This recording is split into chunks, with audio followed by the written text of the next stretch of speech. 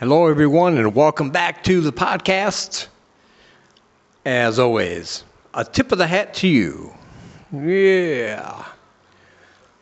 A tip of the big old hat for watching, liking, subscribing, commenting, all that good stuff that you guys like to do. And if you're listening over on the Anchor.fm, Spotify, or any other streaming podcast service, thank you for listening. If you want to get the whole experience from that, click on the link, come to my YouTube channel, and subscribe. Or just look for it. It's called Laughing on the Inside, just like the name of the audio podcast. And if you're watching on YouTube and you decide, you know what, I don't want to see your hideous face while I'm eating my breakfast, lunch, or dinner, that's all right. You can listen to it because there's a link down below on my YouTube channel for the audio podcast. So you can listen without having to worry about upchucking in your eggs.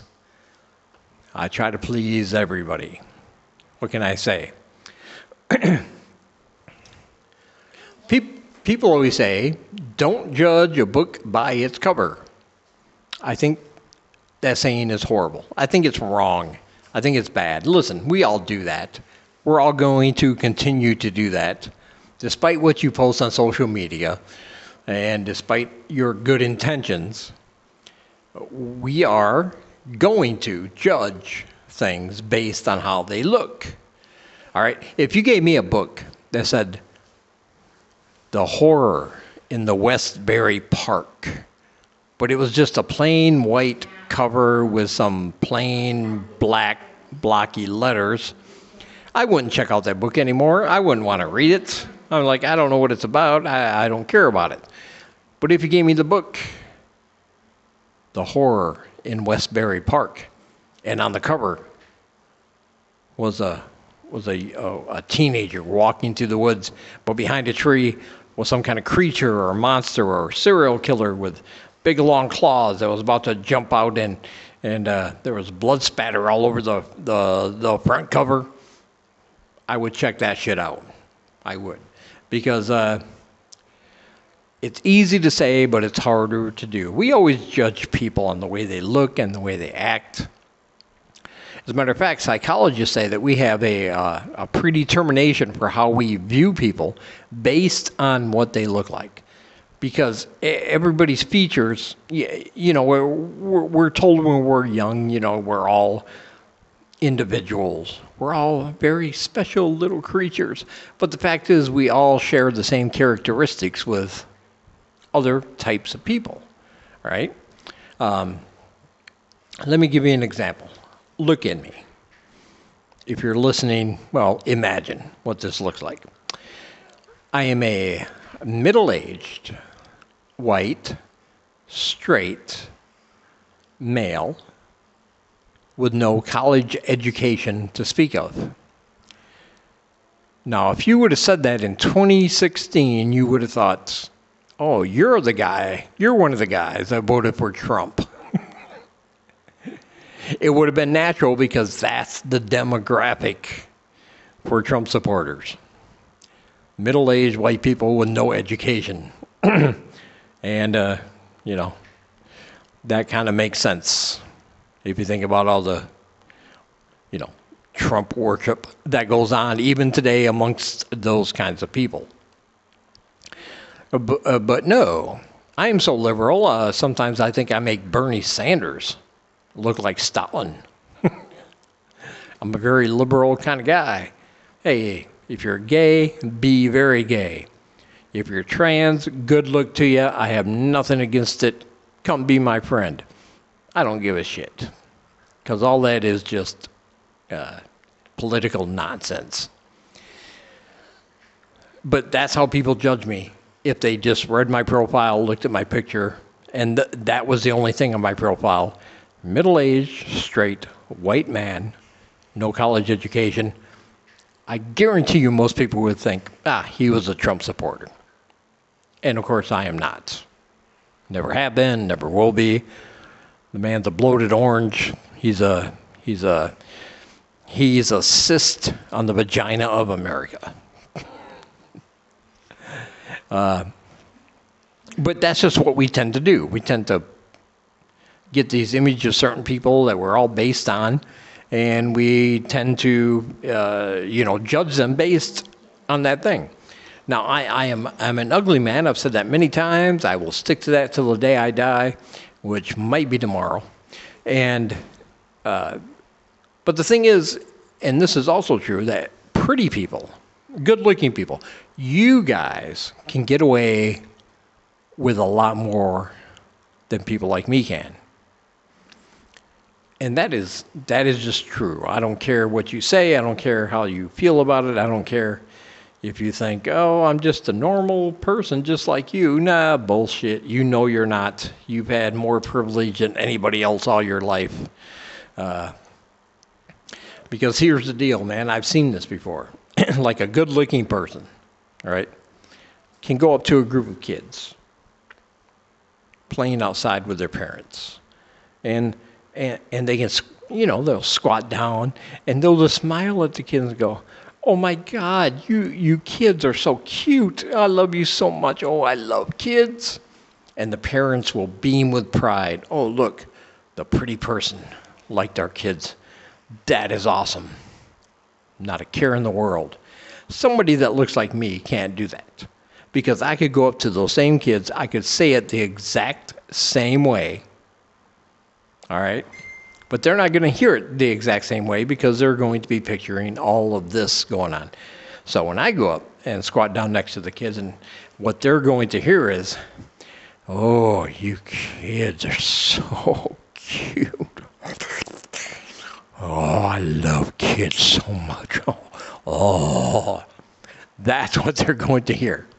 And that's where they're going to come running out and make excuses to get the kids back into the house. It's like, oh, the ugly person, talk to them. We don't want nothing to do with that. But that's just the way we do things. Couple things I want to talk about. There's a story, man. Hey, listen, and this is really weird. I love these kind of stories, though. You hear stories about guys that like live in an airport for 10 years, and then Tom Hanks plays them in a movie or something. And I always wonder, like, how did that happen? How does that happen in the world today, where people just get stuck in these things and they're not actually prisoners anywhere, but they're almost like prisoners. And the latest one was a guy who, since 2017, has been living in an abandoned commercial vessel in the water, right? It's a marine vessel in the water in Egypt. He is from Syria. The vessel is stuck in Egypt. And the reason for that is when the vessel first came in, the Egyptian authorities said, hey, there's a lot of safety concerns here. Until we get that updated, we can't let you leave. Well, eventually, all the crew got to leave and go back home. But this man has been there since 2017. He's been there 4 years. He has to stay on the boat because at one point he thought he was signing something else, but he signed a piece of paper saying he was the legal guardian of that vessel. And because of that, he is attached to the vessel. Like him and the vessel, according to the authorities there, they are one. He is one with his vessel. He is not allowed to leave. They have his passport. They have all his stuff. He can't go everywhere. I watched the video. Every 2 or 3 days, he has to swim, and quite a long distance, to the shore with a waterproof bag so he can charge his phone. They give him food and water, but just the basics, what he needs. And he's basically stuck taking care of that ship until either somebody buys the ship or somebody volunteers to come and take his place, which is crazy. Nobody wants to do that. But that's really weird to me how that can happen in this day and age. The company that owns the ship put out a statement and said, listen, we've tried. We can't change the judge's mind. We can't make him reverse the order, making him the guardian of the ship. We can't do anything. Basically, they said, and actually not basically, they said this in the statement. As soon as he signed that paper, he was on his own. There was nothing we can do about it. And right now they're trying to auction off the ship to somebody to take care of the repairs so it can leave, or they're trying to find somebody who wants to take his place, but of course nobody does. But he's been living there without electricity or anything else for 4 years. And that's, to me, that's just crazy. Like, they got his passport. He can go to shore every 2 or 3 days. He can charge his phone. He can get food and water, but he's very limited where he can go. He can't just walk off. He's under guard. They're watching him close because according to them, him and the ship are one. And I don't understand that. I really don't. It's a weird story, but I hope it has a happy ending. He said he wants to go home. But he also said this, when somebody asked him, like, would you, are you going to continue after you get home, if you get home, are you going to continue to sail and guide the ships? And he said, absolutely. He said, listen, I was almost a captain. I'm almost at the rank of a captain. I started young. I'm good at my job. I know my job. I love my job. But this is just an unfortunate situation.